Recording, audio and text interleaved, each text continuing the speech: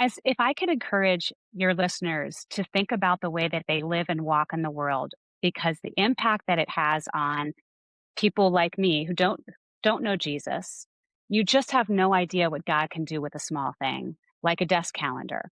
So my friend Sharon had this desk calendar, um, and it was a daily desk calendar of Christian quotes. And this one day that I happened to be in her classroom, I just looked over her shoulder and I saw this desk calendar, and it was Isaiah 41:10, fear not, right?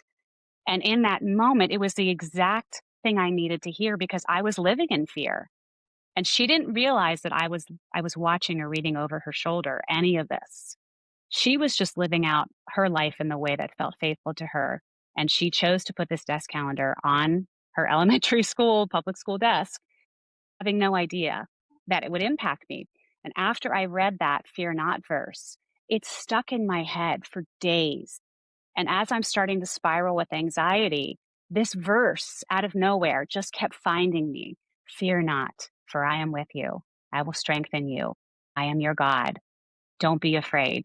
And it spiraled in me. And I made a point each morning to go in and stand behind Sharon's desk as I borrowed something, a Tide pen, or I just happened to need to be in her classroom, or I just wanted to say hello.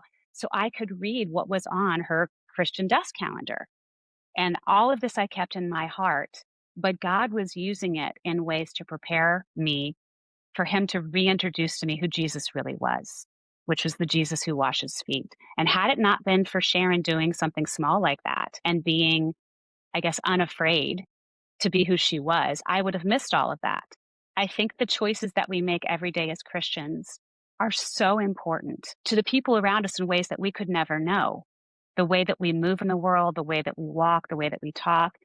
People who don't know Jesus are watching. And because of the environment at that elementary school, because of these relational Christians who loved on me, who cared for me, and who reintroduced Jesus to me, I'm here today, this holy ripple effect. And it started with a desk calendar, just something so small. And the love that was lavished on me as a result, the holy ripple effect was eventually I gave my life to Jesus. I had to have some hard conversations with my family and make some major changes in my life. I ended up quitting my elementary school job and I took a position at our church as director of children's ministry, which was in and of itself crazy because, yes, I'm an elementary school teacher, but I hadn't read the New Testament. I'd never read any of it before.